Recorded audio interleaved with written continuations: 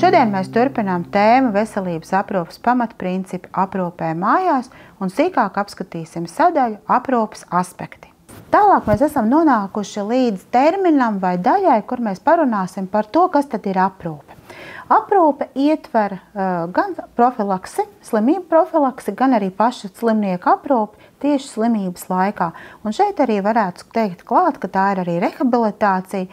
Līdz ar to aprūpe ir pakalpojums, kas tiek sniegts katram individam ļoti individuāli, atkarībā no tām vajadzībām tieši viņam, kas ir nepieciešams. Runājot par aprūpi, tas ir daudzu pasākumu komplekss, gan ārstēšanās, gan atbalsts, dažāds no atbalsta personām, tā var būt arī ģimene, tas var būt psihologs, tas, kas veicinās šo emocionālo labsajūtu. Ja? Tā kā līdz ar to mēs redzam, ka tas ir tāds komplekss pasākumu kopums. Aprūpe arī ietver daudz dažādus aspektus. Tā ir higēna, dienas režīms, ārstniecisko procedūru veikšana, sarežģījumu profilaks vai vispār profilaksi, ja? Bet noteikti jāpiemina arī empātija pret aprūpējamo. Un jāsaka, tiem cilvēkiem, kas atbalsta slimnieku, kas veic aprūpi, ir jābūt ļoti empātiskiem. Ja? Empātija ir šī līdzjušana, iejušanās cilvēka situācijā. Ja? Un, protams, ka mums ir jābūt ļoti pacietīgiem, atbalstošiem, jo reizēm arī slimniekam ir grūti saprast, ko mēs gribam, reizēm viņam ir grūti izteikt savas domas, un tāpēc tā pacietībai ir jābūt ļoti augstai. Un, protams, ka aprūpe ir arī komunikācija.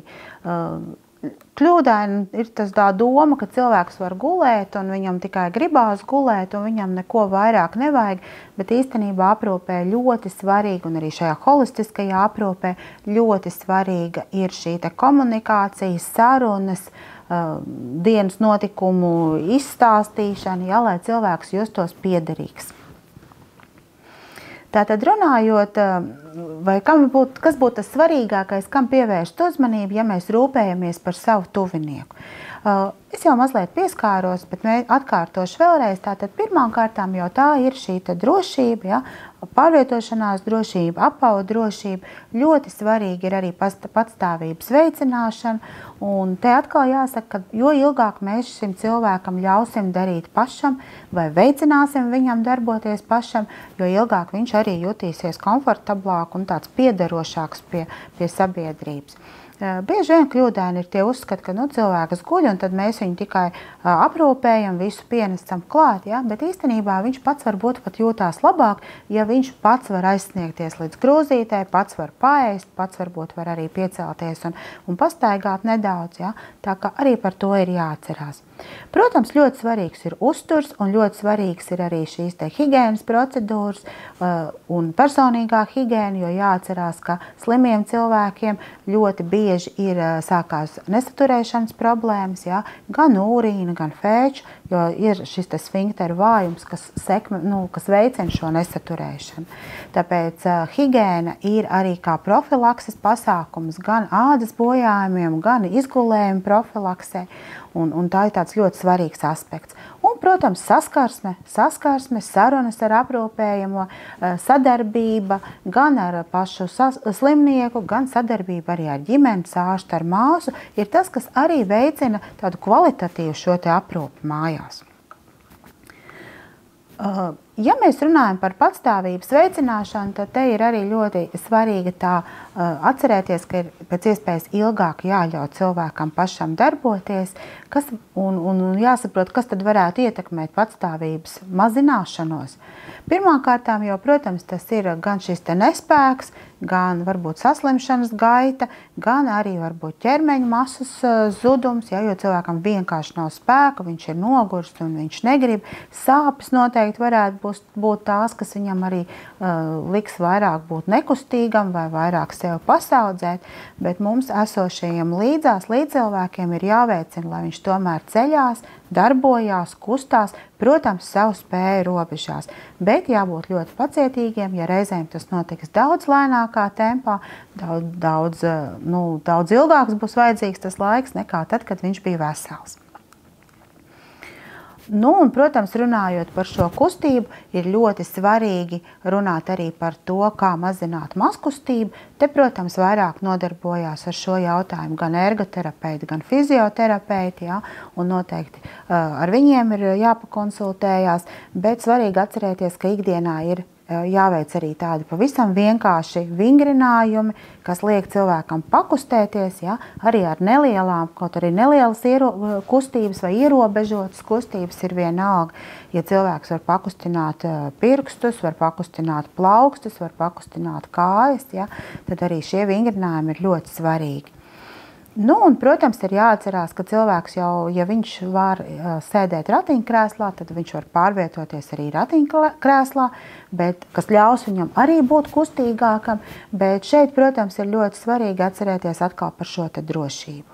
Drošība visu laiku iet cauri, ja, un tas ir viens no aspektiem, kas ir pats svarīgākais, jo arī ratiņkrēslā ievietojot, iesēdinot slimnieku, ir ļoti svarīgi atcerēties, ka kājas ir jānoliek pareizā pozīcijā, bremzes ir vai nu jānostiprina, vai dodoties tālāk jau kustību uzsākot, ir bremzes jānoņem, ja, jāatcerās, ka varbūt ir šie te kāpšļi jānovieto pareizi, ja, lai nav tā, ka kājas paliek uz grīdu un uzsāk kustību ar ratiņkrēslu un cilvēks krīt ārā un ratiņkrēsls gāžās virsū un var iegūt ļoti liels un nopietnas traumas.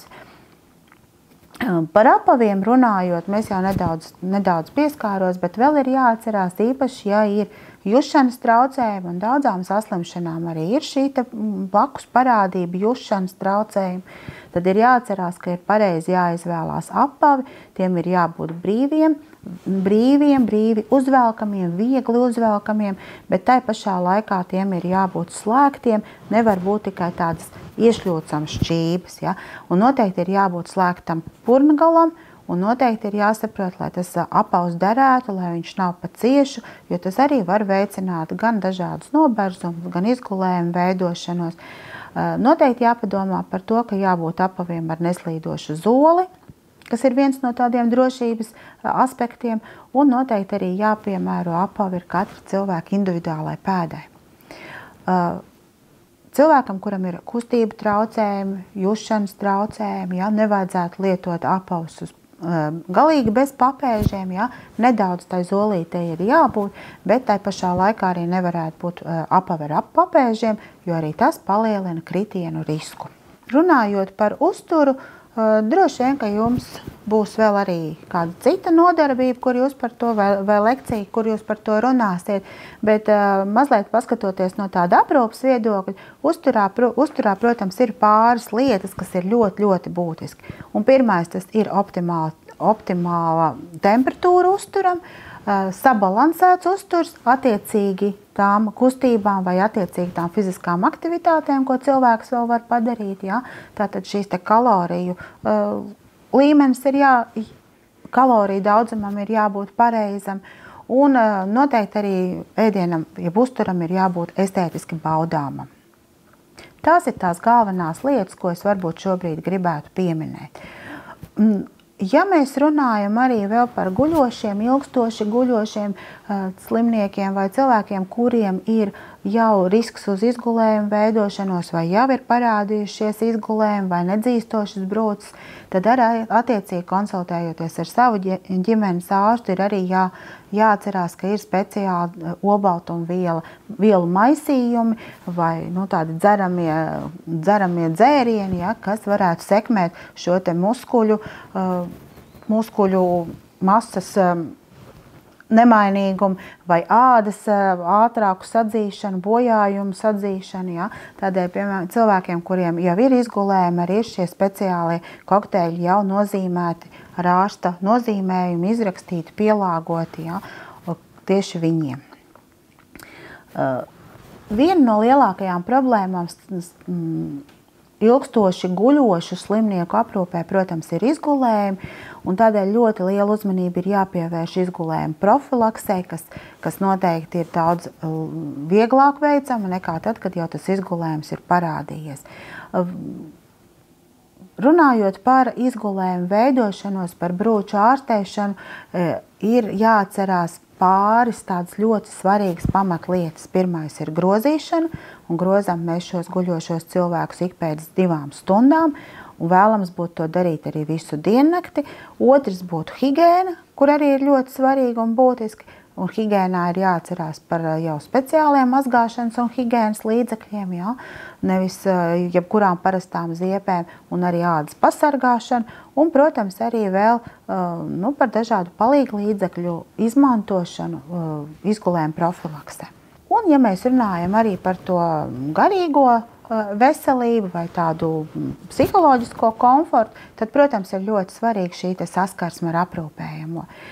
Noteikti jāatcerās, ka ir varbūt nedaudz jāmaina tas runas veids, kā ir pierasts, jo bieži vien cilvēks, kurš ir ilgstoši, ir jau hroniski slims, viņa uztvere nedaudz mainās, un viņš vairs nespēja uztvert to tempu, kādā mēs ikdienā runājam, vai noteikti jāņem vērā, ka arī cilvēkiem jau senioru vecumā reizēm ir dzirdes problēmas, ja? Līdz ar to varbūt ir jārunā tomēr savādāk. Tas nenozīmē, ka ir jākliedz vai ļoti skaļi tagad jābļauj, bet jārunā ir skaidrāk, ir jāizrunā vārdi skaidrāk, un ja mēs redzam, ka cilvēks nesaprot, un mēs pa sarežģītu varbūt tos terminus lietojam, tad ir jāpadomā arī par nedaudz vienkāršākiem, jeb šo vieglo valodu, ko mēs varam tā kā lietot, lai cilvēks mūs uztvertu.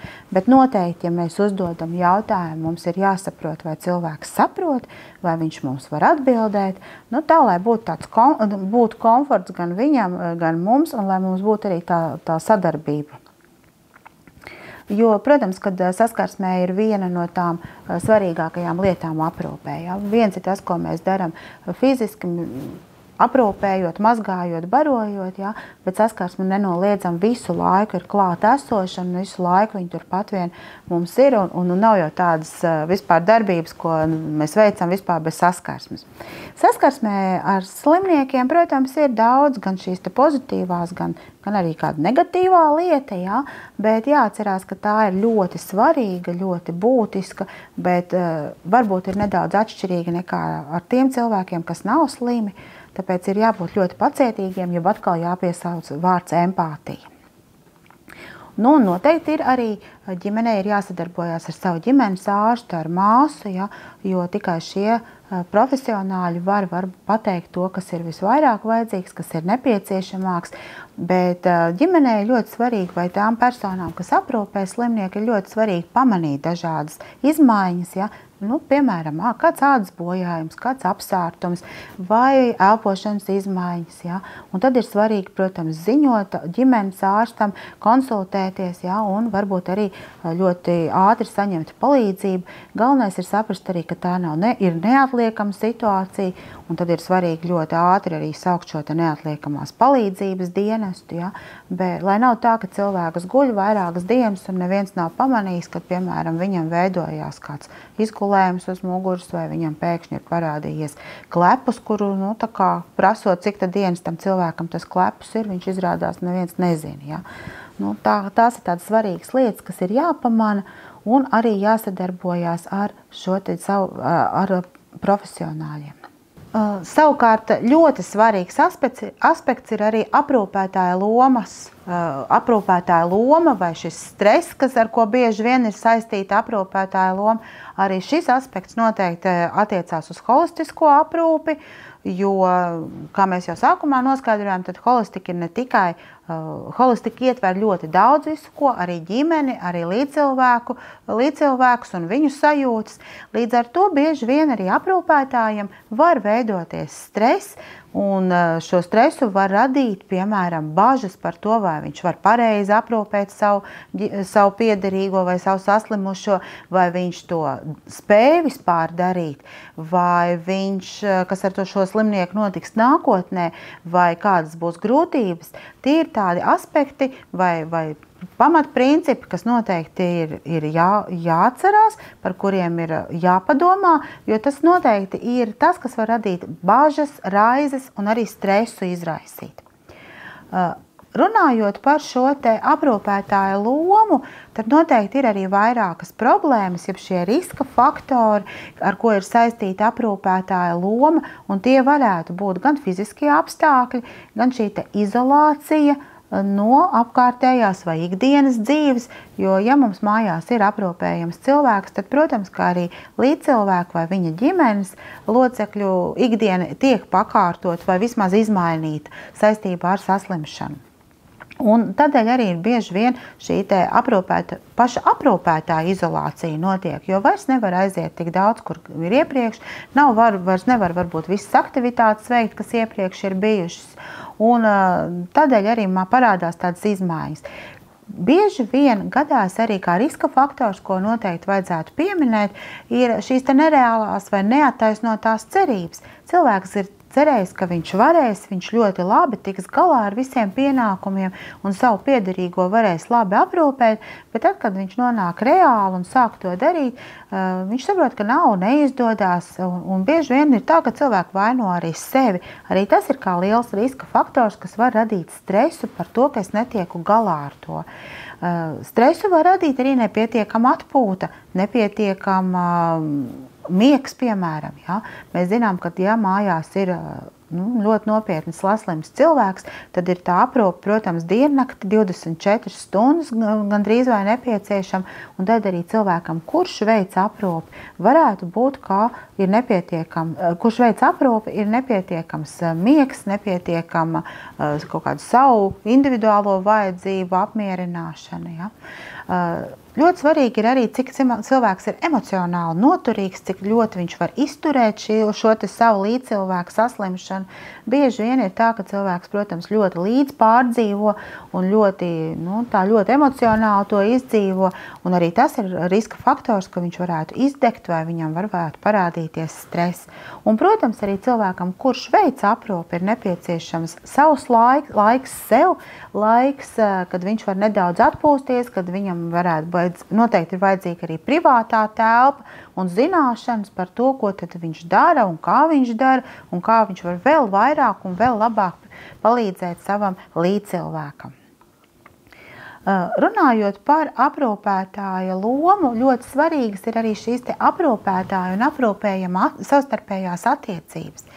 Bieži vien arī gadās, kad cilvēks, kurš ir slims, viņam sākumā izmainās tāda viņa emocijas un emocionālā uztvere. Viņš reizēm kļūst varbūt dusmīgs, neapmierināts, aizvainojošs, un ar savām darbībām viņš var aizvainot arī to līdzcilvēku, kas viņam palīdz, kas viņu aprūpē.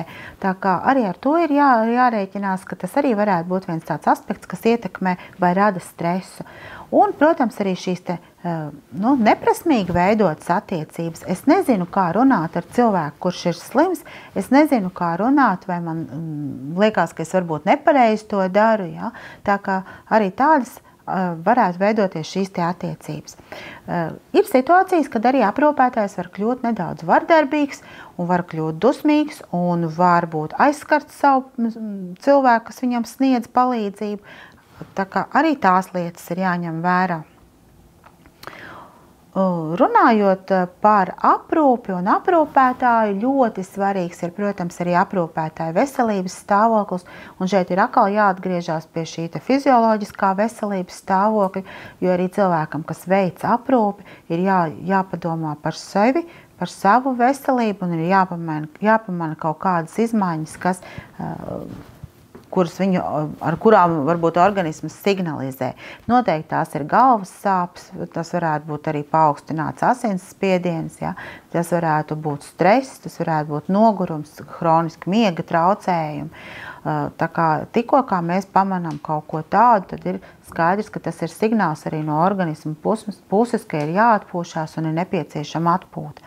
Tieši tāpatās, kā arī emocionālais stāvoklis var mainīties, un šeit var parādīties dusmas, var parādīties tāds emocionāls nepastāvīgums, ne tikai tam slimniekam, bet arī tam, kas veic to aprūpi. Jo vienā brīdī man liekas, ka jā, es visu varu, es esmu stiprs, es izturēšu, un otrā brīdī man tā kā nesanāk, vai man neveidojās tik labi šī aprūpes veikšana, un līdz ar to es tā kā esmu dusmīgs pats uz sevi, uz situāciju, un man beigās ir arī vilšanās. Protams, kā ļoti svarīgs ir arī aprūpētāju un aprūpējamā attiecības, ja, šī sadarbība, jo svarīgi, lai arī tas aprūpējamais grib un saprot un novērtē, kas tiek darīts viņa labā. Un, protams, ka ir arī vairākas psiholoģiskās reakcijas, kas tad varētu parādīties šajā aprūpes procesā. Tās ir bailes gan šim slimniekam, bailes arī aprūpētājiem, kas ir blakus, bailes par to, kā būs tālāk, kā slimība noritēs, kā ārstēšanās process noritēs, bailes par to, vai viss būs kārtībā, vai es to spēšu. Un, protams, ka ir ļoti svarīgi saglabāt arī labu veselību gan tam cilvēkam, kas aprūpē, un, protams, arī mēģināt maksimāli darīt visu, lai veselību saglabātu vai uzlabotos slimniekam. Un visas šīs lekcijas beigās varbūt varētu tādu nelielu apkopojumu par to, vai secinājumus, kas tad ir tā holistiskā veselība. Mēs te daudz runājām un daudziem aspektiem pieskārāmies, un īstenībā jau viss, par ko runājām, arī ir holistika. Un daudzi aspekti, kurus es te pieminēju, un šos terminus liecina par to, ka holistika ir ļoti daudzas lietas. Tātad ne tikai šī veselības uzturēšana, ne tikai slimības ārstēšana, bet arī saskarsme, komunikācija, sadarbība ar dažādiem speciālistiem. Tās ir arī šīs te sajūtas, ko aprūpējamais sajūt, vai viņa veselība, vai viņa emocijas. Tā ir apkārtējā vide, tā ir drošība un, protams, arī daudz aspektu, kas ietekmē dzīves kvalitāti. Tā kā mēs redzam, ka holistiskā pieeja aprūpē ir ļoti komplekss process, ļoti sarežģīts process un jāpadomā, veicot aprūpi par ļoti daudz dažādiem aspektiem. Paldies par uzmanību un novēlu jums izturību un spēju iejusties slimnieka sajūtās, pārdzīvojumos un vajadzībās.